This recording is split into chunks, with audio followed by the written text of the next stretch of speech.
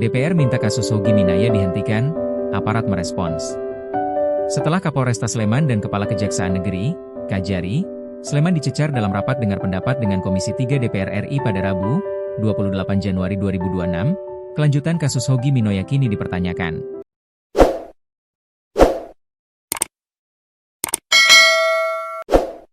Di rapat dengar pendapat itu, Komisi 3 DPR RI meminta Kepolisian dan Kejaksaan Negeri Sleman menghentikan penanganan perkara tersebut. Hal itu harus dilakukan demi kepentingan hukum berdasarkan Pasal 65 huruf M Undang-Undang Nomor 20 Tahun 2025 tentang KUHP dan atau alasan pembenar dalam Pasal 34 Undang-Undang Nomor 1 Tahun 2023 tentang KUHP.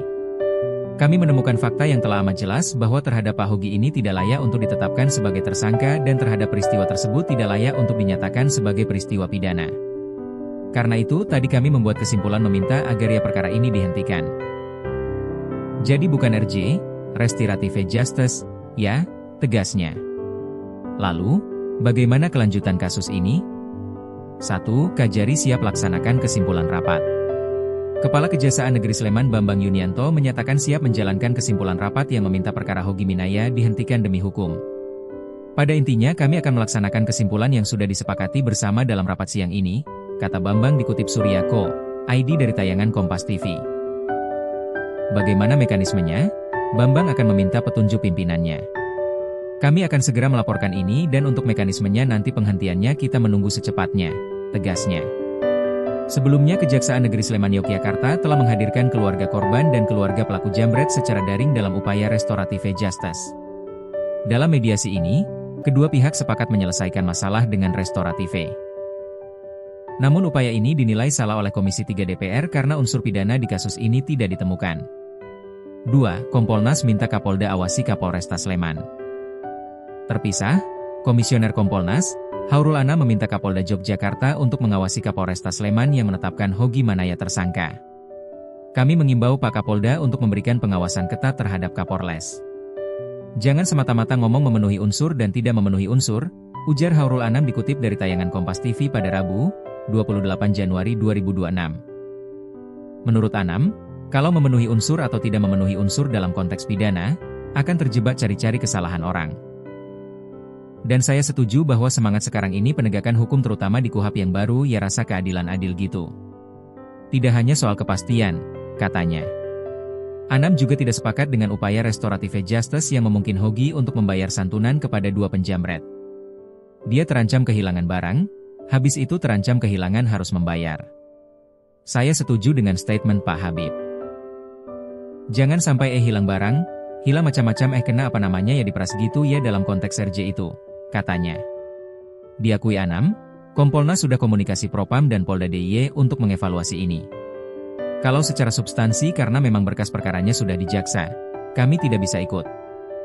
Tapi secara kinerja profesionalitas dari kepolisian tetap kami bisa ikut. Ini jadi pembelajaran agar gak berulang lagi, enggak berulang lagi. Karena ini terus-terusan loh berulang gitu loh. Yaitu ada kasus begal, ada kasus perampokan, tukasnya.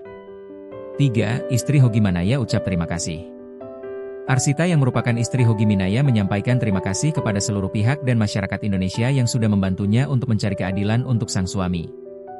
Arsita lega sang suami bebas dari status tersangka. Ya, alhamdulillah saya ucapkan terima kasih kepada seluruh masyarakat Indonesia yang sudah memberi atensi kepada kami. Alhamdulillah saya dan suami mendapatkan keadilan seadil-adilnya suami saya. Pada hari ini mendapatkan keadilan, kebebasan yang dari pertama kami minta. Alhamdulillah, ucapnya. Matur nuwun untuk Bapak Pimpinan DPR yang sudah benar-benar mengayomi kami, mendengar kami. Saya ucapkan terima kasih untuk seluruh lapisan masyarakat Indonesia. Matur nuwun.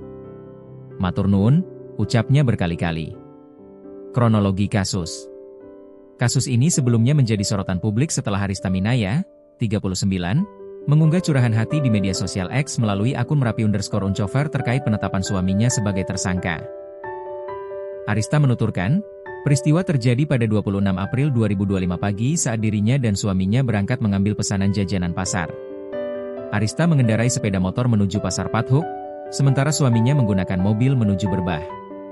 Tanpa sengaja, keduanya bertemu di jembatan Layang Janti. Di lokasi tersebut, Arista tiba-tiba menjadi korban penjamretan oleh dua orang berboncengan sepeda motor. Saya dipepet, kejadiannya cepat sekali. Tas saya sudah dibawa karena talinya dicuter, ungkap Arista. Mengetahui kejadian itu, Hogi berusaha mengejar dan menghentikan sepeda motor pelaku. Upaya tersebut berakhir dengan kecelakaan setelah sepeda motor pelaku menabrak tembok.